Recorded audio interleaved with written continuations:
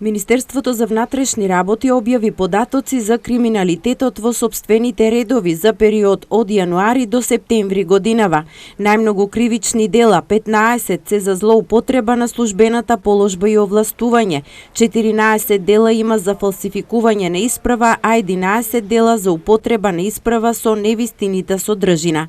5 вработени се со пријава за загрозување на безбедноста во сообраќајот, а по 4 за насилство и за измама при добивање на кредит или друга погодност. За напад врз службено лице се терета 3 вработени во Министерството за внатрешни работи, исто толку и за загрозување на сигурноста.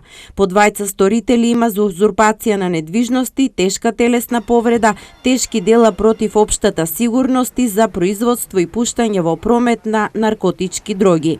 Вкупно 76 вработени во Министерството за внатрешни работи се осомничени или осудени за овие дела. Застапеноста на овие и други кривични пријави и извршени дела, сторени од вработените во Министерството за внатрешни работи, по сектори за внатрешни работи изгледа вака. Најмногу кривични пријави има за вработените во секторот за внатрешни работи Скопје, 17, во кои се инволвирани 22 вработени.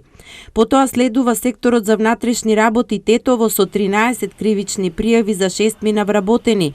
Во секторот за внатрешни работи Куманово има 10 пријави за исто толку вработени, а во секторот за внатрешни работи Штип евидентирани се 8 вработени како сторители на 8 кривични дела.